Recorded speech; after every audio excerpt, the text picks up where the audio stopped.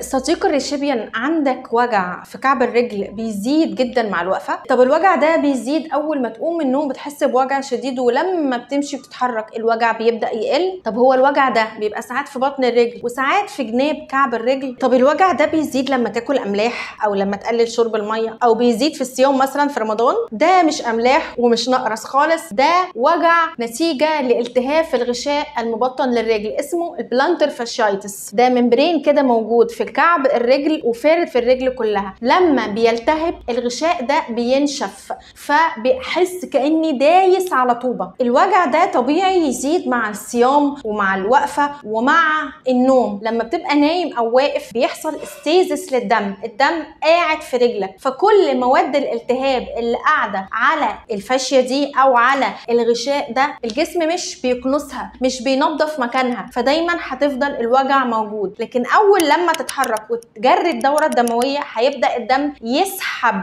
الانفلاماتوري ميدياتورز دي او مواد الالتهاب، ويبدا يعمل ووش اوت لكل الانفلاميشن اللي موجوده، فيبدا الوجع يقل. انا عارفه ان انت جربت علاجات كتيره جدا وحقن وعملت حاجات كتيره جدا عشان الوجع ده يروح، ولغايه دلوقتي موجود. انا هقول لك على حاجات هقسمها لك ل5 حاجات تعملها عشان نقلل نوبات الوجع ده، وكمان لما الاتاك تجيلك يبقى الوجع بتاعها اقل جدا. خلينا نقول ان هو التهاب وان له علاج دوائي، وله علاج تاني بالحقن والجلسات، وله علاج تاني باني احسن اللايف ستايل بتاعتي، او علاج تاني عشان احسن الاعراض، وفي كمان علاج بالتغذيه العلاجيه. اول حاجه العلاج الدوائي هو التهاب، فهاخد اي حاجه مضاد للالتهاب، مسكنات بقى اللي انت عارفها. هاخد معاها اليوروسولفين الفوار. يوروسولفين من الحاجات اللي من البوتنت انتي انفلاماتوري، من الحاجات القويه جدا في ازاله الالتهاب. كمان هو بيزود الديوريسيس، يعني بيزود الميه اللي رايحه للكلى اللي بتشد كل الملح اللي بيزود لي الوجع، فده حلو جدا بيحسن الاعراض، وبناخده 3 مرات في اليوم لمده اسبوع، بيفرق جدا جدا في الوجع. في علاجات تانية لما بتبقى الاتاك اقوى او عامله التهاب اكتر، اللي هي سواء بالتشوك ويف او بالحقن، على حسب بقى انواع الحقن ودكاتره العظم يتكلموا عليها. التشوك ويف هي نوع من انواع الجلسات التصادميه اللي هي بتروح تقلل الانفلاميشن، وممكن تكتبوا لي في الكومنتات واقول لكم الاماكن اللي فيها جلسات التشوك ويف. خلينا بقى نتكلم في الجزء اللي انا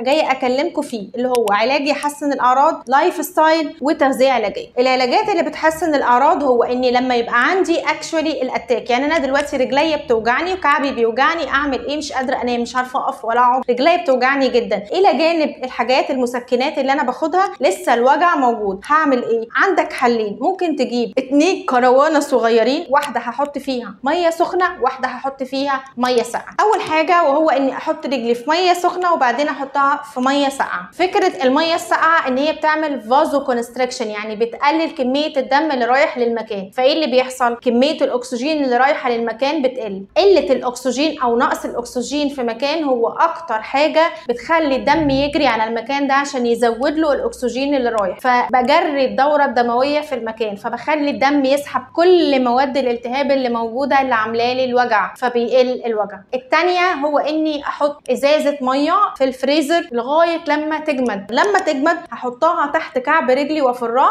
كأن في كوره تحت رجلي بعمل بيها مساج للكعب، لغايه لما احس ان الوجع بيتجمع في مكان، وبعد كده يبدا الوجع يقل. ده العلاج اللي بيحسن الاعراض. حاجه كمان مهمه جدا وهو انك وانت نايم حاول تبقى رافع رجلك شويه عن مستوى الراس شويه، او وانت قاعد دايما حاول ترفع رجليك شويه، وده بيسمح لان حاجه اسمها الفينس ريتيرن او رجعه الدم على القلب تكون احسن، فبخلي الدم يسحب مواد الالتهاب برضو احسن ما يبقى فيه ستيزس للدم، يعني الدم قاعد وراكد في مكانه ومش بيتجدد، فمواد الالتهاب قاعده وبتزيد. اللايف ستايل بقى اللي هحسنها، اولا لازم البس شوزات تريح كعب الرجل. انا رجلي بدوس على حاجه كاني بدوس على طوبه. اول حاجه ما ينفعش ابقى لابسه حاجه ناشفه عشان ما تزودليش احساس الالم. تاني حاجه لازم يكون الشوز له كعب، ولو كعب بسيط جدا سنتي او 2 سنتي، عشان يرفع رجلك من الارض، لان برضو لو انا حاسس بالارض تحت رجلي ده هيزود احساس الالم. يبقى كعب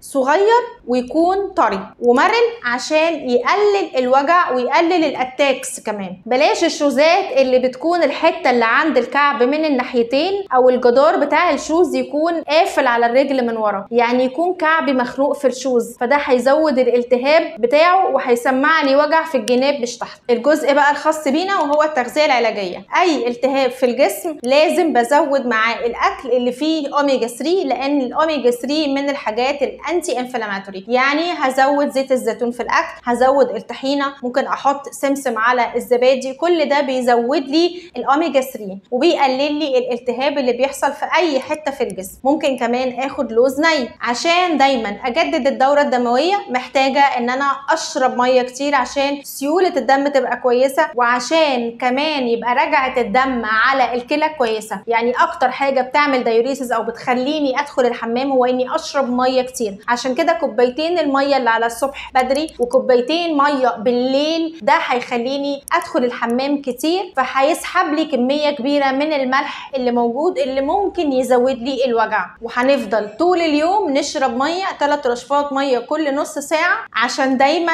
اضمن ان الدوره الدمويه بتاعتي شغاله بسهوله والدم بيتفسح بسهوله وبيشيل اي انفلاماتوري ميدياتورز او اي توكسينز موجوده. كمان هنقلل الاملاح من الاكل، والاملاح يعني هنقلل ملح الطعام، الملح اللي بنحطه على الاكل، ما ناكلش حوادق ومخللات، ما ناكلش ولا بقى لب ولا فسيخ والحاجات اللي فيها ملح كتير. وكمان هنقلل ملح اليوريت، يعني هنقلل شويه من البقوليات وكمان من اللحوم لانها بتزود الوجع. كمان هنقلل ملح الاوكزاليت اللي هو موجود في البطاطس والبطاطا والفراوله والبنجر والمانجا. هنقلل من الاملاح دي كلها، وهنقلل من الاكل اللي انا ممكن اكله يكون فيه كل الملح ده. يعني ما اجيش في يوم اكون اكل لحمه كتير واروح اكل بالليل فول وكمان اروح شرب عصير مانجا، كنت اكل زيتون مخلل مع الغدا، فلاقي نفسي بالليل مش عارف انام من كتر الوجع اللي في كعوبي. واخيرا طبعا انتوا عارفين صحتكم دايما بامان مع دكتوره عزه شعبان. ما تنسوش تمنشنوا اهلكم واصحابكم اللي عندهم المشكله دي. اشوفكم دايما بخير. ما تنسوش تسيبوا الفيديو وتحطوا لي لايك. باي باي.